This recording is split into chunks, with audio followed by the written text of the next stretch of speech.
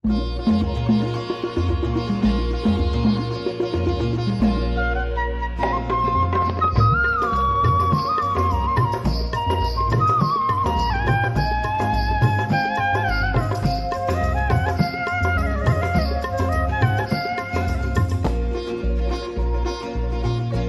से ऊंचा बनाने वाले बाबा, अपने से आगे बढ़ाने वाले बाबा, अपने से ऊंचा बनाने वाले बाबा, अपने से आगे बढ़ाने वाले बाबा।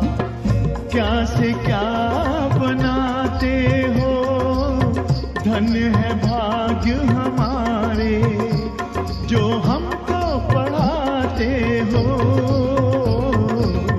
अपने से ऊंचा बनाने वाले बाबा, अपने से आगे बढ़ाने वाले बाबा।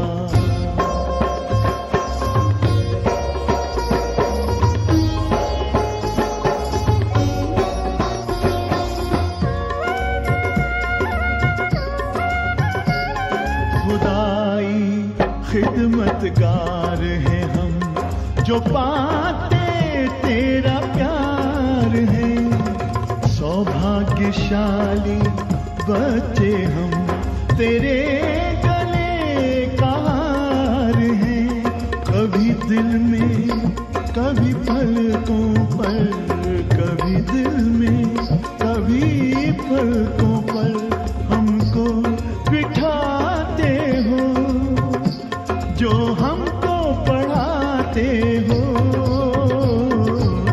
अपने से ऊंचा बनाने वाले बाबा, अपने से आगे बढ़ाने वाले बाबा।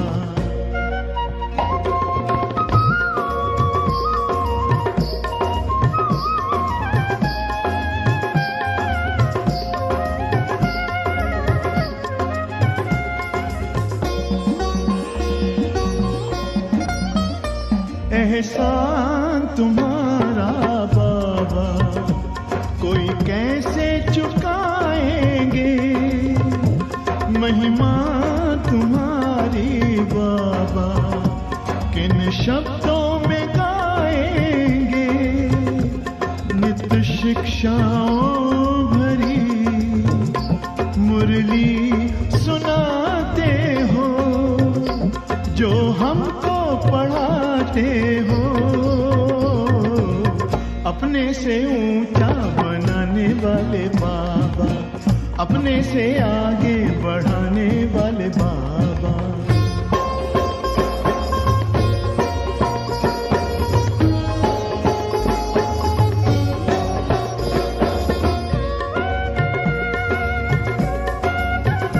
जैसे दिल में तुम्हारे बाबा बच्चों के सिवा और कोई नहीं, वैसे दिल में हमारे बाबा तेरे सिवा और कोई नहीं।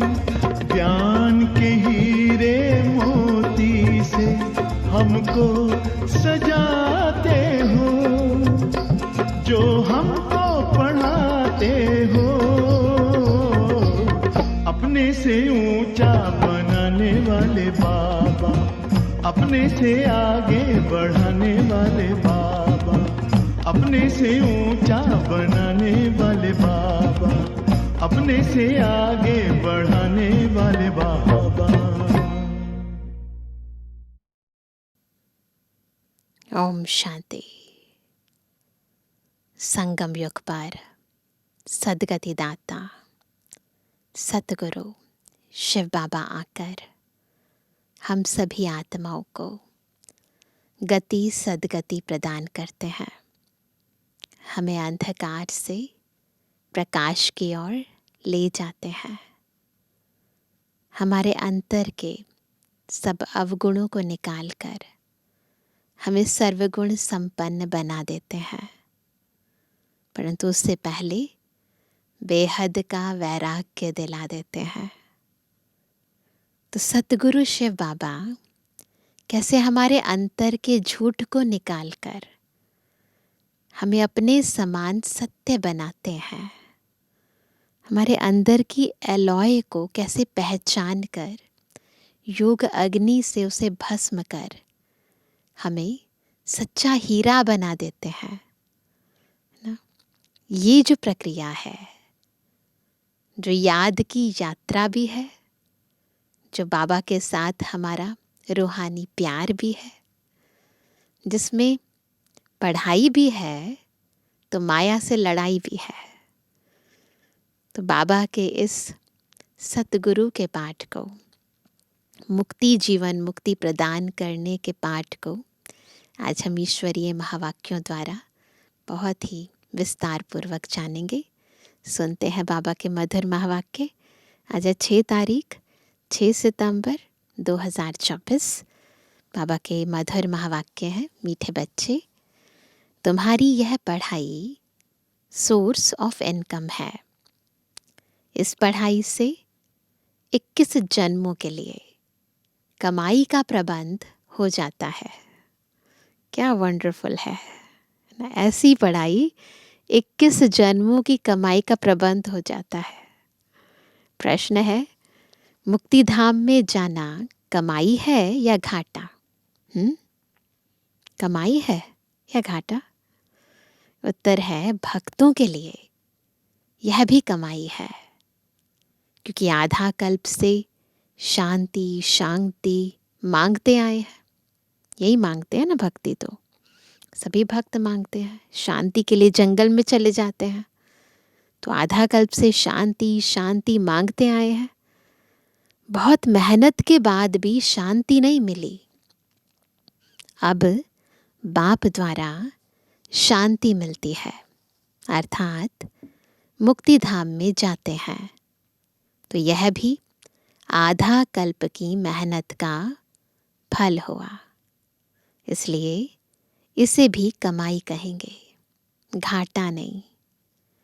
तुम बच्चे तो जीवन मुक्ति में जाने का पुरुषार्थ करते हो। तुम्हारी बुद्धि में अभी सारे वर्ल्ड की हिस्ट्री ज्योग्राफी नाच रही है। ओम शांति।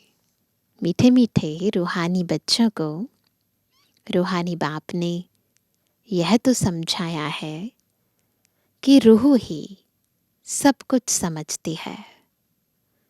इस समय तुम बच्चों को रूहानी दुनिया में बाप ले जाते हैं। बातों से ही ले जाते हैं बाबा, है ना। बस ओम शांति कहते ही आत्मा अपने स्वस्वरूप में टिक जाती है।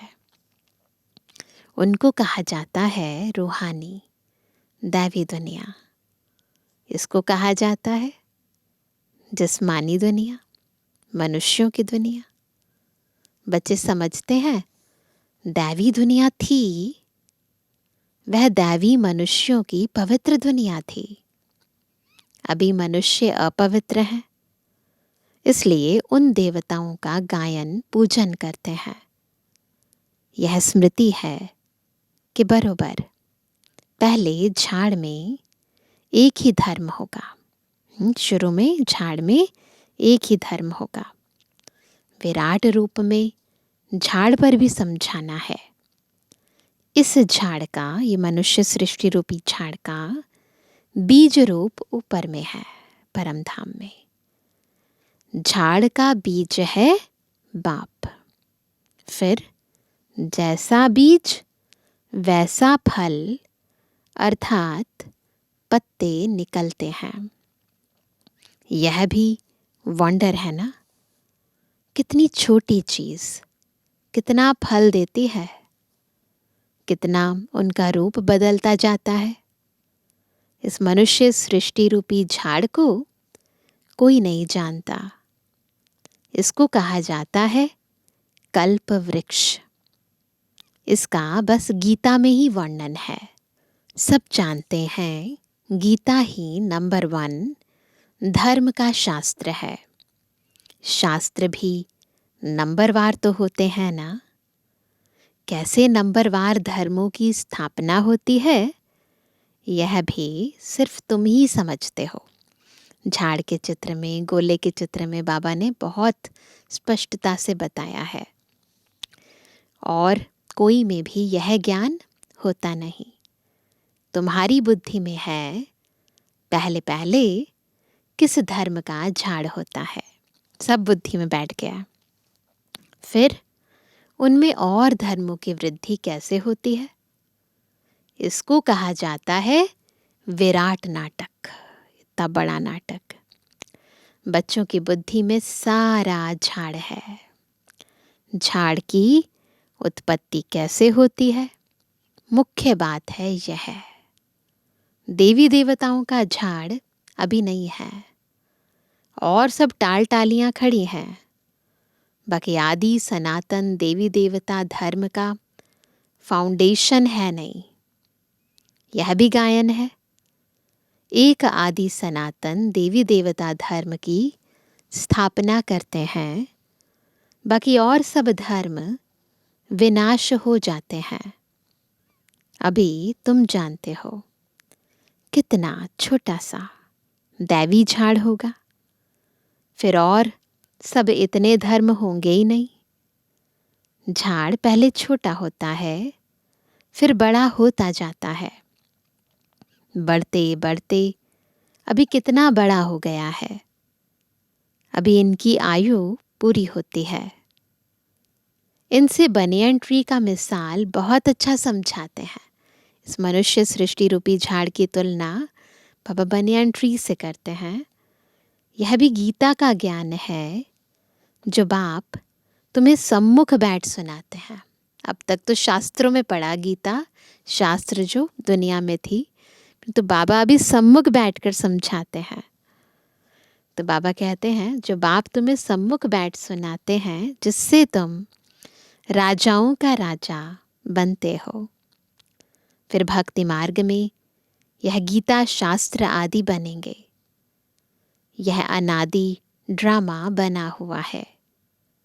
फिर भी ऐसे ही होगा। फिर जो जो धर्म स्थापन होंगे उनका अपना शास्त्र होगा। सिख धर्म का अपना शास्त्र, क्रिश्चियन और बौद्धियों का अपना शास्त्र होगा। अभी तुम्हारी बुद्धि में सारे वर्ल्ड की हिस्ट्री ज्योग्राफी नाच रही है, घूम रही है। बुद्धि ज्ञान डांस कर रही है सबकी बुद्धि। तुम सारे झाड़ को जान गए हो। कैसे कैसे धर्म आते हैं, कैसे वृद्धि को पाते हैं, सबकी बुद्धि में है। फिर अपना एक धर्म स्थापन होता है, बाकी खलास हो जाते हैं। गाते हैं ना, क्या गाते हैं इस पर? ज्ञान सूर्य प्रगटा, अज्ञान अंधेर विनाश। जब बाबा आते हैं तो बाकी सब धर्म खलास। अभी बिल्कुल अंधियारा है ना। कितने ढेर मनुष्य हैं। फिर यह इतने सब होंगे ही नहीं। इन लक्ष्मी नारायण के राज्य में यह थे नहीं। फिर एक धर्म स्थापन होना ही है। यह नॉलेज बाप ही आकर सुनाते हैं। तुम बच्चे कमाई के लिए कितनी नॉलेज आकर पढ़ते हो। बाप टीचर बनकर आते हैं तो आधा कल्प तुम्हारी कमाई का प्रबंध हो जाता है। तुम बहुत धनवान बन जाते हो। तुम जानते हो अभी हम पढ़ रहे हैं। यह है अविनाशी ज्ञान रत्नों की पढ़ाई। भक्ति को अविनाशी ज्ञान रत्न नहीं कहेंगे। भक्ति में मनुष्य जो कुछ पढ़ते हैं उनसे घाटा ही होता है, रत्न नहीं बनते। ज्ञान रत्नों का सागर एक बाप को ही कहा जाता है। बाकी वह है भक्ति। उसमें कोई एम ऑब्जेक्ट है नहीं। भक्ति में कोई भी एम ऑब्जेक्ट नहीं है। कमाई है नहीं। कमाई के लिए तो स्कूल में पढ़ते हैं, भक्ति अलग करते हैं और कमाई के लिए स्कूल में पढ़ते हैं। फिर भक्ति करने के लिए गुरु के पास जाते हैं। कोई जवानी में गुरु करते हैं, कोई बुढ़ापे में गुरु करते हैं, कोई छोटेपन में ही सन्यास ले लेते हैं। कुंभ के मेले पर कितने ढेर आते हैं। सतयुग में तो यह कुछ भी नहीं होगा, न सन्यासी होंगे, न कुंभ के मेले होंगे, न मंदिर होंगे। तुम बच्चों की स्मृति में सब बातें आ गई हैं, रिकॉल कर रहे हैं ना सारे। रचता और रचना के आदि मध्य अंत को तुम जान गए हो। उन्होंने तो कल्प की आयु ही बड़ी कर दी है। ईश्वर सर्वव्यापी कह दिया है। ज्ञान का पता नहीं है। बाप आकर अज्ञान नींद से सुजाग करते हैं। अभी तुमको ज्ञान की धारणा होती जाती है, बैटरी भरती जाती है। सुनते जा रहे हैं, बैटरी भरती जा रही है, ज्ञान धीरे धीरे धारण होता जा रहा है। ज्ञान से है कमाई और भक्ति से है घाटा। टाइम पर जब घाटे का समय पूरा होता है तो फिर बाप कमाई कराने आते हैं। मुक्ति में जाना वह भी कमाई है। शांति तो सब मांगते रहते हैं। शांति देवा कहने से बुद्धि बाप तरफ चली जाती है। कहते हैं विश्व में शांति हो, परंतु वह कैसे होगी यह किसको भी पता नहीं है। कहते हैं, कॉन्फ्रेंसेस करते हैं, परंतु होगी कैसे ये नहीं पता। शांति धाम सुख धाम अलग होते हैं यह भी नहीं जानते हैं। जो पहला नंबर है उनको भी कुछ पता नहीं था, ब्रह्मा बाबा को भी कुछ पता नहीं था। अभी तुमको सारी नॉलेज है। तुम जानते हो हम इस कर्म क्षेत्र पर कर्म का पाठ बजाने आए हैं। कहाँ से आए हैं? ब्रह्मलोक से, निराकारी दुनिया से आए हैं इस साकारी दुनिया में पाठ बजाने। हम आत्मा दूसरी जगह की रहने वाली हैं, परम धाम की ना। यहाँ यह 5 तत्वों का शरीर रहता है। शरीर है तब हम बोल सकते हैं। हम चैतन्य पाठधारी हैं। अभी तुम ऐसे नहीं कहेंगे कि इस ड्रामा के आदि मध्य अंत को हम नहीं जानते हैं। जैसे गुरु लोग कहते हैं ना, नेति नेति। अब हम ये नहीं कह सकते हैं क्योंकि हम जानते हैं। आगे नहीं जानते थे। अपने बाप को, अपने घर को, अपने रूप को यथार्थ रीति नहीं जानते थे। अभी जानते हैं आत्मा कैसे पाठ बजाती रहती है। स्मृति आई है, पहले स्मृति नहीं थी। तुम जानते हो सच्चा बाप ही सच सुनाते हैं, जिससे हम सचखंड के मालिक बन जाते हैं। सच के ऊपर भी सुखमनी में है ना। सुखमनी साहब का पाठ करते हैं ना, तो एक बहुत अच्छी पौड़ी सत्य के ऊपर है। सत्य कहा जाता है सचखंड को। देवताएं सब सच बोलने वाले होते हैं। सच सिखलाने वाला है बाप। उनकी महिमा देखो कितनी है। गाई हुई महिमा तुमको काम में आती है। शिव बाबा की महिमा करते हैं, वही झाड़ के आदि मध्य अंत को जानते हैं। सच बाप सुनाते हैं तो तुम बच्चे सच्चे बन जाते हो। क्या सुन रहे हैं सभी? सत्य ज्ञान सुन रहे हैं। इससे हम आत्माओं के अंदर जो देह भान का झूठ भरा हुआ है ना, वो निकल जाता है। हम सच्चे बन जाते हैं। तो बाबा कहते तुम सच्चे बन जाते हो। सचखंड भी बन जाता है। भारत सचखंड था। नंबर 1 ऊंच ते ऊंच तीर्थ भी यह है, क्योंकि सर्व की सदगति करने वाला बाप भारत में ही आते हैं। एक धर्म की स्थापना होती है, बाकी सबका विनाश हो जाता है। बाप ने समझाया है सूक्ष्म वतन में कुछ है नहीं, यह सब साक्षात्कार होते हैं। भक्ति मार्ग में भी साक्षात्कार होता है, तो ऐसे स्थूल रूप में कुछ नहीं है। साक्षात्कार नहीं होता तो इतने मंदिर आदि कैसे बनते, पूजा क्यों होती? साक्षात्कार करते हैं, फील करते हैं, यह चैतन्य थे। बाप समझाते हैं भक्ति मार्ग में जो कुछ मंदिर आदि बनते हैं, जो कुछ भी बनते हैं, जो तुमने सुना देखा है, वह सब रिपीट होगा, चक्र फिरता ही रहता है। ज्ञान और भक्ति का खेल बना हुआ है। अभी ज्ञान सुनते हैं, आधा कल्प ज्ञान की प्रारब्ध मिलती है, फिर भक्ति शुरू हो जाती है। हमेशा कहते हैं क्या? ज्ञान, भक्ति और फिर अभी क्या है? वैराग्य। भक्ति से भी वैराग्य, परंतु डिटेल कुछ नहीं जानते। बाप बैठ समझाते हैं क्या? ज्ञान है दिन, भक्ति है रात, वैराग्य है रात का, फिर दिन होता है। ये है बेहद का रात और दिन। भक्ति में है दुख, इसलिए उसका वैराग्य।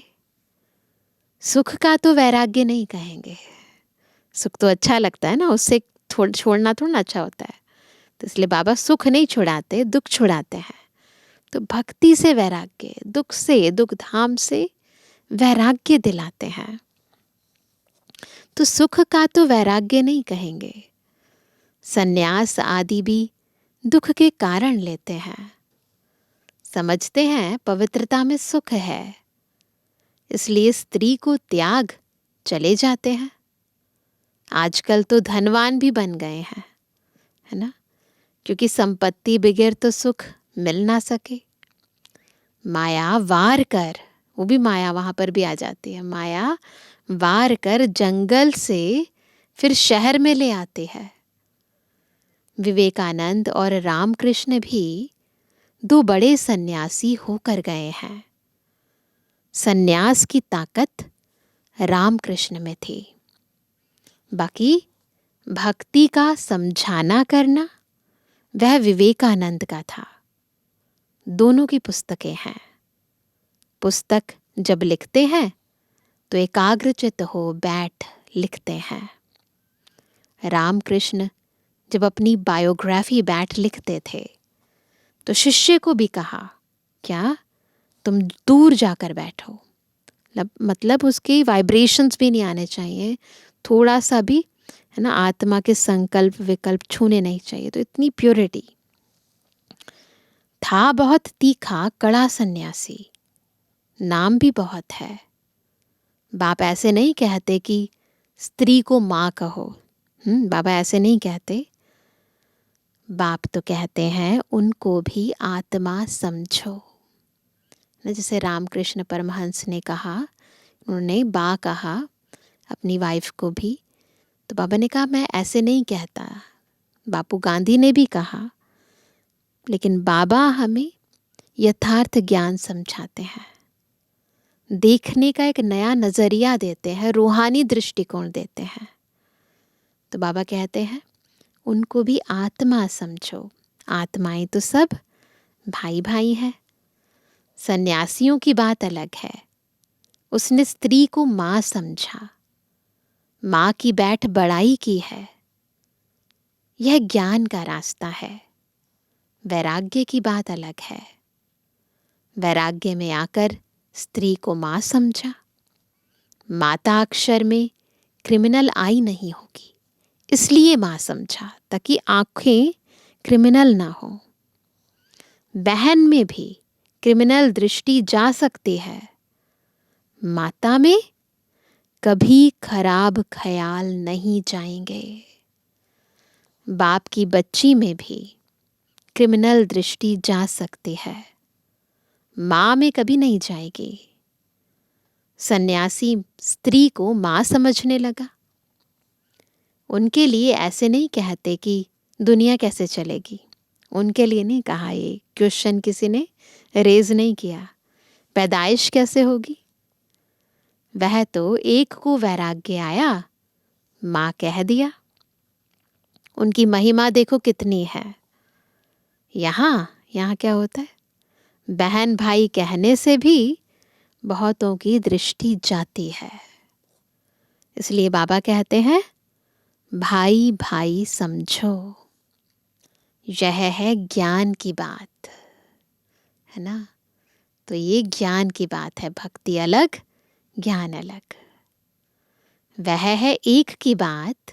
यहाँ तो प्रजापिता ब्रह्मा की संतान ढेर भाई बहन है ना, कितने मिसाल हैं।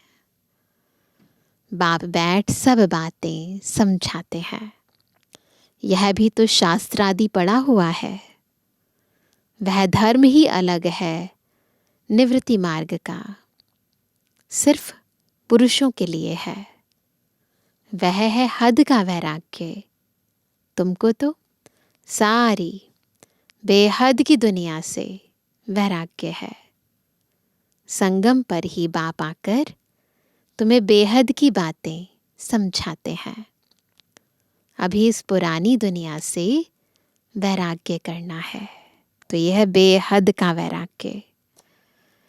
यह बहुत पतित चीची दुनिया है। यहाँ शरीर पावन हो ना सके। आत्मा को नया शरीर सतयुग में ही मिल सकता है। भल यहाँ आत्मा पवित्र बनती है, परंतु शरीर फिर भी अपवित्र रहता है जब तक कर्मातीत अवस्था हो। सोने में खाद पड़ती है तो जेवर भी खाद वाला बनता है। आत्मा इम्प्योर बनती है तो बॉडी भी इम्प्योर मिलती है। खाद निकल जाए तो जेवर भी सच्चा बनेगा। आत्मा प्योर बन जाएगी तो बॉडी भी प्योर मिलेगी। इन लक्ष्मी नारायण की आत्मा और शरीर दोनों सतो प्रधान है। तुम्हारी आत्मा और शरीर दोनों ही तमो प्रधान काले हैं। आत्मा काम चिता पर बैठ काली बन गई है। बाप कहते हैं फिर हम आकर सांवरे से गोरा बनाते हैं। यह ज्ञान की सारी बात है, बाकी पानी आदि की बात नहीं। सब काम चिता पर बैठ पतित बन पड़े हैं। इसलिए क्या करते हैं बाबा, इसलिए राखी बंधवाई जाती है, यानी प्रतिज्ञा कराई जाती है कि पावन बनने की प्रतिज्ञा करो, पक्का करो। बाप कहते हैं हम आत्माओं से बात करते हैं। मैं आत्माओं का बाप हूँ, जिसको तुम याद करते हो। कैसे? बाबा आओ, हमको सुख धाम में ले चलो, दुख हरो। कलयुग में होते हैं अपार दुख। बाप समझाते हैं तुम काम चिता पर बैठ काले तमु प्रधान हो गए हो। अब मैं आया हूँ काम चिता से उतार ज्ञान चिता पर बिठाने के लिए। अब पवित्र बन स्वर्ग में चलना है। बाप को याद करना है। बाप कशिश करते हैं। बाबा के पास युगल आते हैं। एक को कशिश होती है, दूसरे को नहीं होती, है ना। अलग अलग तरह के बच्चे हैं तो होता है ना। पुरुष ने फट से कह दिया हम इस अंतिम जन्म में पवित्र रहेंगे, काम चिता पर नहीं चढ़ेंगे। ऐसे नहीं कि निश्चय हो गया। निश्चय अगर होता तो बेहद बाप को पत्र लिखते, कनेक्शन में रहते। सुना है पवित्र रहते हैं, अपने धंधे आदि में ही मस्त रहते हैं। तो ऐसा नहीं बस पवित्र बनकर अपने धंधे में मस्त रहना है, बाबा को याद भी तो करना है। बाप की याद ही कहाँ है। ऐसे बाप को तो बहुत याद करना चाहिए। स्त्री पुरुष का आपस में कितना प्यार होता है। तो बाबा भी तो हमारा साजन है ना, याद करना चाहिए ना। पति को कितना याद करती है, बेहद के बाप को तो सबसे जास्ती याद करना चाहिए। गायन भी है ना, क्या कहते हैं इस पर, प्यार करो चाहे ठुकराओ, हम हाथ कभी नहीं छोड़ेंगे। तो यहाँ भी ऐसा होना चाहिए, ऐसे नहीं यहाँ आकर रहना है ना, मधुबन में आकर रहना, ऐसे नहीं। वह तो फिर सन्यास हो गया, घर बार छोड़ यहाँ आकर रहे। तुमको तो कहा जाता है गृहस्थ व्यवहार में रहते पवित्र बनो। यह पहले तो भट्ठी बननी थी, जिससे इतने तैयार हो निकले। उनका भी बहुत अच्छा वृतांत है। जो बाप का बनकर अंदर यज्ञ में रह करके रूहानी सर्विस नहीं करते, वह क्या बनेंगे? वह जाकर दास दासियां बनते हैं। फिर पिछाड़ी में नंबरवार पुरुषार्थ अनुसार ताज मिल जाता है। उन्हों का भी घराना होता है, प्रजा में नहीं आ सकते। कोई बाहर का आए अंदर वाला नहीं बन सकता। वल्लभाचारी बाहर वालों को कभी अंदर आने नहीं देते हैं। यह सब समझने की बातें हैं। तो वो यादगार में बन गए हैं, प्रैक्टिकल में हमारा यादगार है। ज्ञान है सेकंड का, फिर बाप को ज्ञान का सागर क्यों कहा जाता है? समझाते ही रहते हैं, पिछाड़ी तक समझाते ही रहेंगे। जब राजधानी स्थापन हो जाएगी, तुम कर्मातीत अवस्था में आ जाएंगे, फिर ज्ञान पूरा हो जाएगा। है सेकंड की बात, परंतु फिर समझाना पड़ता है तो सेकंड की बात, परंतु फिर भी समझाना तो पड़ता है ना। हद के बाप से हद का वर्षा, बेहद का बाप विश्व का मालिक बना देते हैं।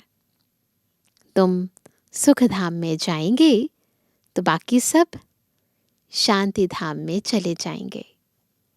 वहाँ तो है ही सुख ही सुख, सतयुग में सुख ही सुख।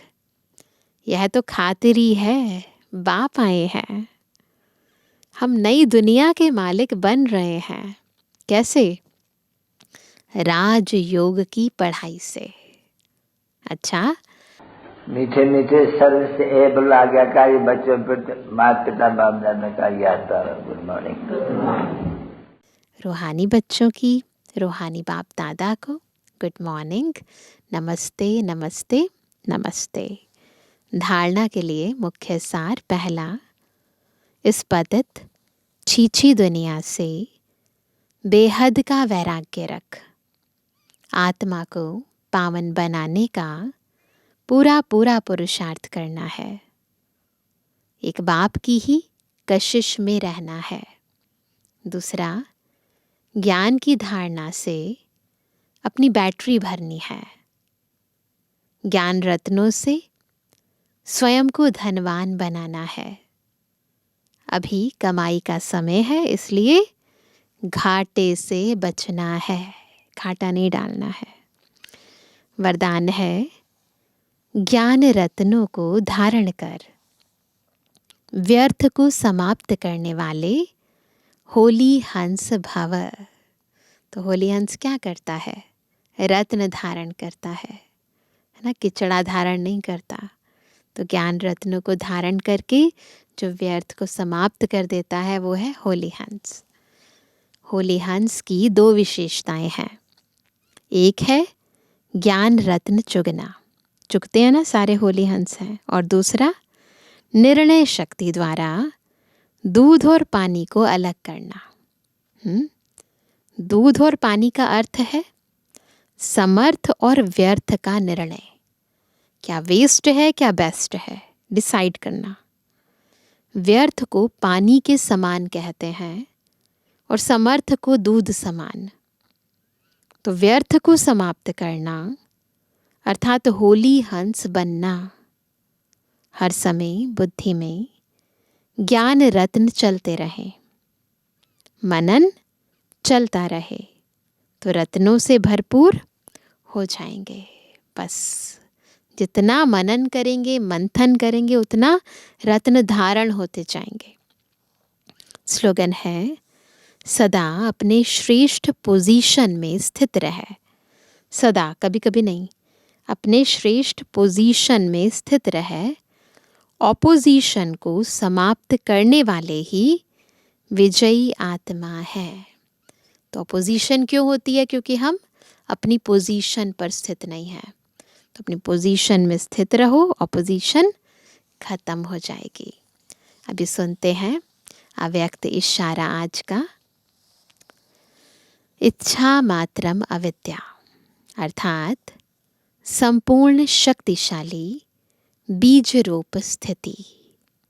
इच्छा मात्रम अविद्या अर्थात संपूर्ण शक्तिशाली बीज रूप स्थिति। जब मास्टर बीज रूप बनते हो तब पत्तों को प्राप्त करा सकते हो, है ना। बीज से पत्तों को प्राप्ति हो सकती है। अनेक भक्त आत्मा रूपी पत्ते, है ना, भक्त आत्मा को बाबा पत्ते कह रहे हैं। तो अनेक भक्त आत्मा रूपी पत्ते जो सूख गए हैं, मुरझा गए हैं, उनको फिर से अपने बीज रूप स्थिति द्वारा शक्तियों का दान व सर्व प्राप्तियां कराने के लिए आपकी इच्छा मात्रम अविद्या स्थिति चाहिए, है ना। तो यदि चाहते हैं शक्तियों का दान करना, ज्ञान दान करना, गुण दान करना, तो मुख्य है बीज रूप स्थिति में टिकना। अच्छा, ओम शांति।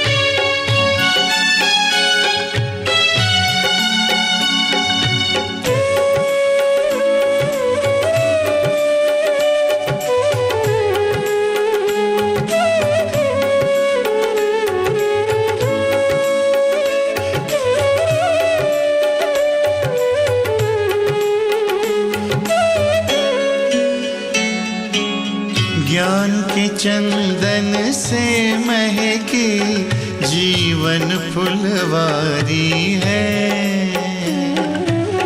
ज्ञान के चंदन से महके जीवन फुलवारी है।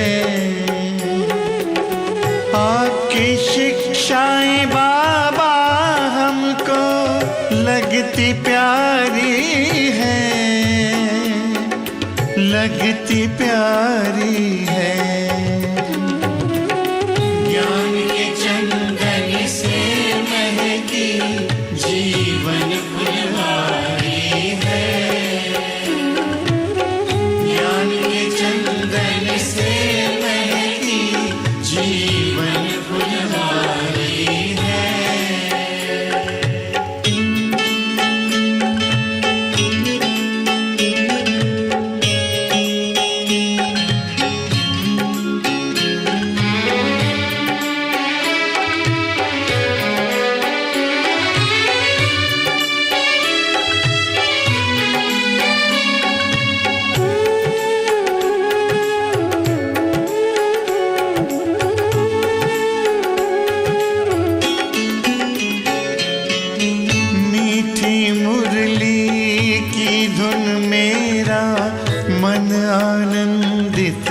करती है पावनता की खुशबू मन को सुख शांति से भरती है।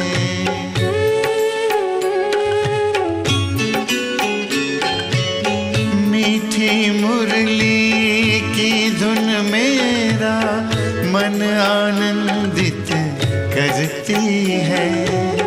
पावनता की खुशबू मन को सुख शांति से भरती है।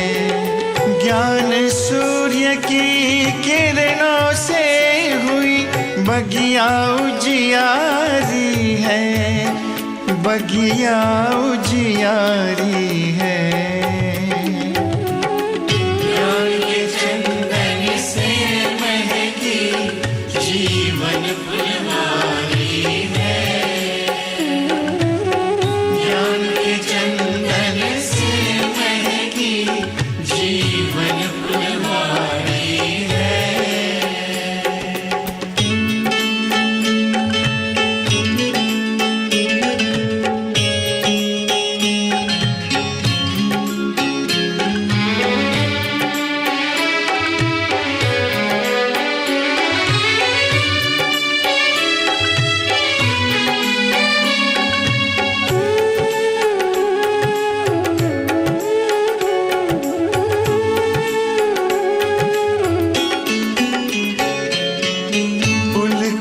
पुलकित हो गया दिल आपसे जब हम मिले।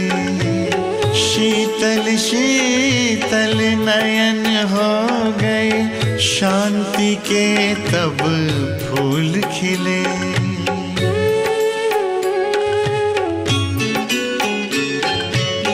पुलकित पुलकित हो गया दिल आपसे जब हम मिले। शीतल शीतल नयन हो गए, शांति के तब फूल खिले। गुण शक्ति की बेल लताएं प्यार से सींची क्यारी है, प्यार से सींची क्यारी है। ज्ञान के चंदन से महकी जीवन फुलवारी है। ज्ञान के चंदन से महकी जीवन फुलवारी है।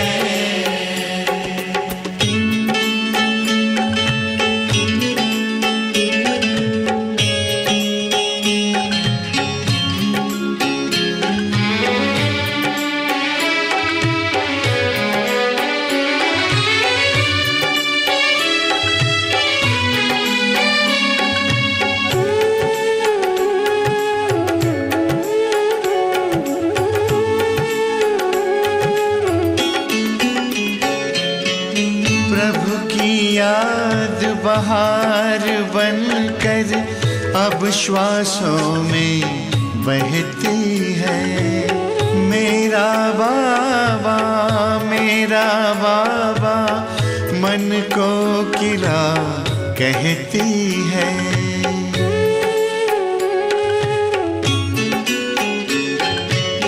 प्रभु की याद बहार बनकर अब श्वासों में बहती है। मेरा बाबा मन को किला कहती है। बाबा माली बना हमारा, जिंदगी हुई न्यारी है, जिंदगी हुई न्यारी है। ज्ञान के चंदन से महकी जीवन फुलवारी है। ज्ञान के चंदन से महकी जीवन फुलवारी है। आपकी शिक्षाएं बाबा हमको लगती प्यारी है, लगती प्यारी है।